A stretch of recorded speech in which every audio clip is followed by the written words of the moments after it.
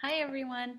I thought I would try something new since we have such a hard time getting together, and I really have some important information to share with you. So this is our virtual program meeting for ERDG, and let's get in touch with each other about what's going on. I want to start by just talking about why we matter. I'm very concerned about the viability of our program, and I think our reading program is so important. Honestly, literacy is essential for all learners, and our community needs highly qualified, highly trained educators who understand literacy among diverse populations. Our children deserve these educators, and we are the primary institution serving them in serving this huge area. So I strongly believe in the excellence of our program. I strongly believe that we are needed and that we really matter, and I will fight for this program completely. And I hope you guys feel the same way. We all need to fight for this program.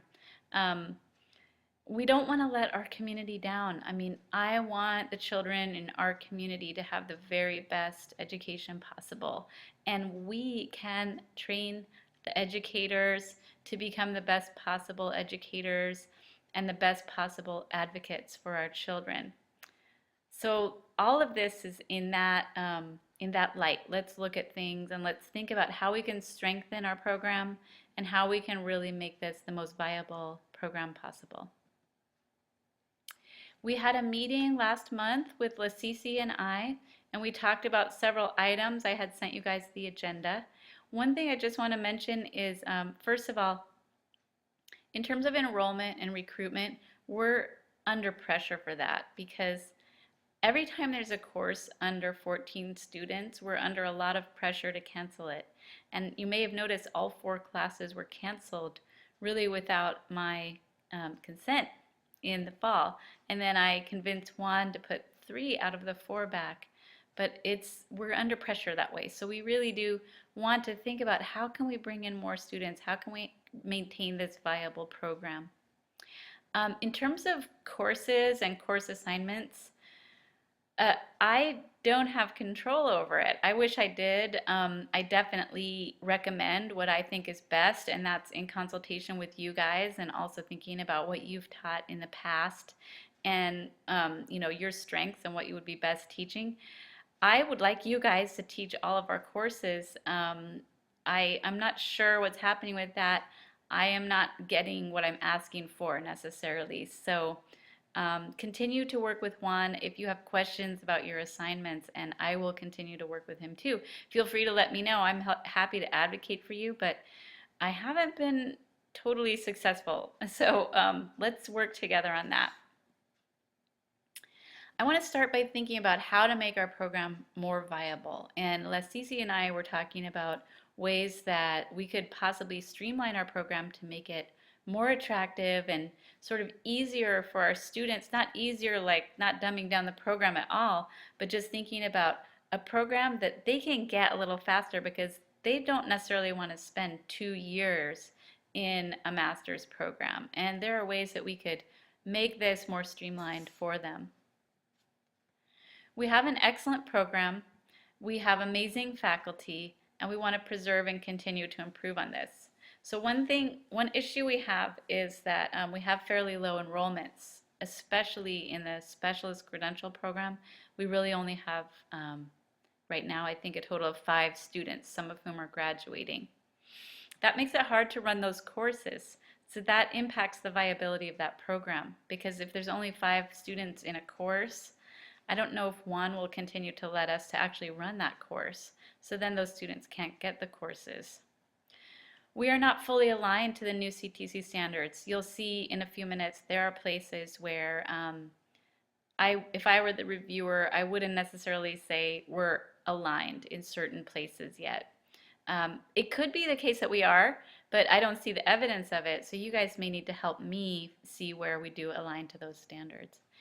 And then we can do more to prepare educators to work within the Common Core, digital literacies, English learners. So all of that is more of a substance issue in terms of what is in the program currently.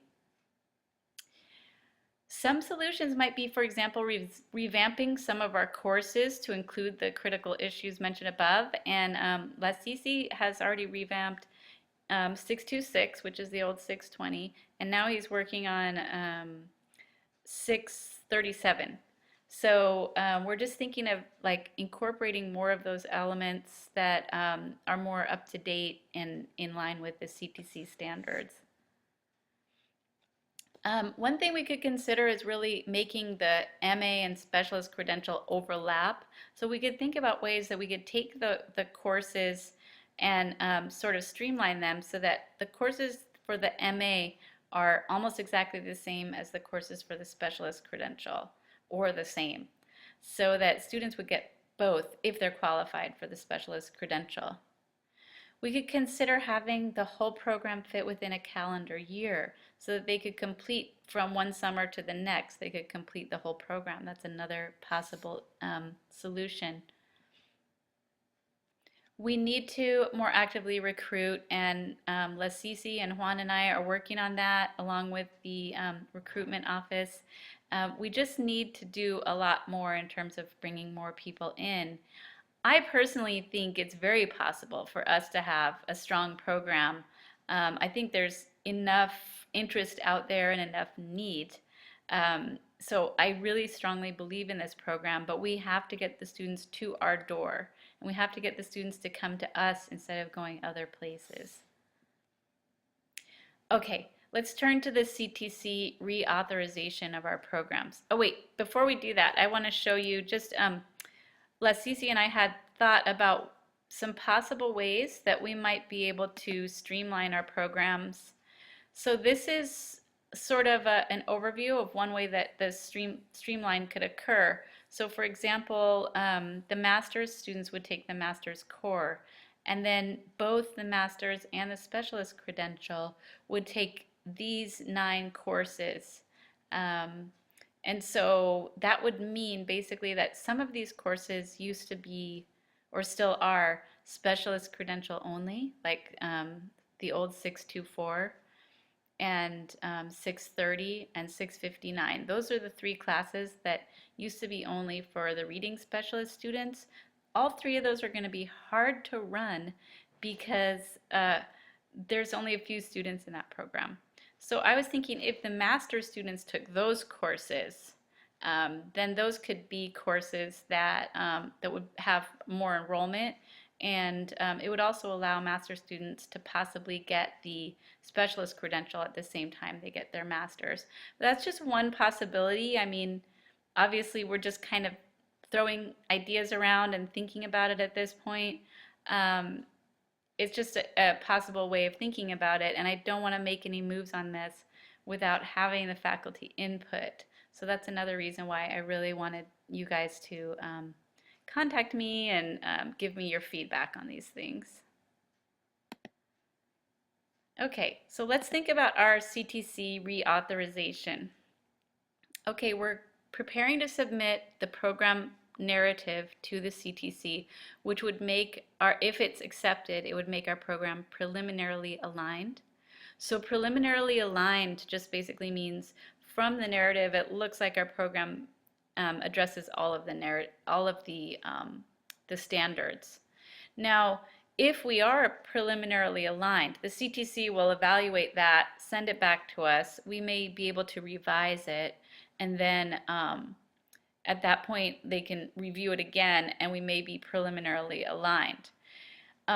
If we are, then our site visit coming up in the next year or 2 will be fairly straightforward. If we're not preliminarily aligned, I'm not quite sure what happens to the program. It may be that I think basically the site visit becomes a lot more intense. So we kind of want to avoid that. We'd like to be preliminarily aligned is what I'm saying, and the narrative that we're sending in a couple of weeks is the way to do that. So I'm asking you all for your input and elaboration on the program narrative by next week, because I have to submit it to the College of Education by December 1st. So anything you can do to help us with that would be really appreciated. I really need your help on it. I really, really, really need your help because there's certain places I have no idea what's happening in the courses, or there may be things happening in the courses I'm just not aware of. It may not be on the syllabus, or I may not have evidence for it. So I really, really, really ask you to please help me with this. Please go look at the document that I sent you. Hopefully it shouldn't take too long. You're already familiar with your courses, so just go in there and add what you can, and help us to really present the strongest face possible. I mean, the only reason I'm asking is it affects the program, and it affects the students, and it affects our community. It doesn't affect me so much. I'm doing my best and trying to have the best narrative possible, but it really affects you as faculty, it affects the students, and it affects the community. So that is why I'm concerned about it. So please do help. I mean, we need to make this the strongest possible. Okay, so these right here are some instructions for what I'd like you to do, but let me actually walk you through it by going to the document. Over here, I sent you a link, and so the document is in Google Drive through San Bernardino, and basically you're going to need to put your, I think you have to put your Coyote ID and then your password. So you put that in, and that will take you to your Google Drive, and that will have any documents that have been shared with you or that you have put there. Here's our reading specialist narrative, the latest version of it. There's others I didn't share with you, so you won't see the earlier versions. This is the latest version, and you'll click here and it will open into this document right here. And as you can see, you can edit, you can do a bunch of things, you can just start typing in here, so you can start adding whatever information you'd like. The document starts with a bunch of general information right up here, and it also, so this is general information about the program. Then you can see the first part of this is really about the added authorization, which is the certificate program. So the way it works is that the certificate program is like the first, I think, 6 courses or so, and those courses have to align to these first set of standards. Then there's another set of standards that's the more advanced standards, and it's basically the whole program that has to align to those standards for the reading specialist credential. So we start with just the certificate, even though we haven't offered certificates lately, and there's not really a good reason for students to get a certificate. But our earlier classes, the classes that are really those first set of classes that are included in the certificate, they must align to this first set of standards. Okay, so that's just the way that works. So the standard 1 is general standards about the program. You can look through any part of this that you'd like and add or elaborate or change wording or however you'd like to do it. But when we come down to standard 2, down here, standard 2, this is where our courses are aligning to the standards. So these are like the individual standards that our courses align to. Now, what we did over here, this is the narrative describing how the institution meets the standards in the right-hand column. So the left column is where the standard is described. The right column is our description of how we meet the standard. Now, this is how the CTC wanted it in this table format. So what we have is, the way I divided it up was per course. So over here is the standard, and over here is the description of how each course meets the standards. Not all courses meet all standards, obviously. But if you look at this, here you can see there's a link. So what happens is when there's evidence of meeting the standards, we link to, for example, the syllabus or a rubric or something like that. And these are all marked with asterisks. So what I would like you to do is to go through each of these, see where your course is mentioned, and add to the description or elaborate. Look at the standards and see if your course is not mentioned and you can add something or elaborate. And try to see if there's places where you can add evidence such as rubrics or other specific evidence that we can link to. Okay, if you guys have any questions or anything, feel free to get in touch with me.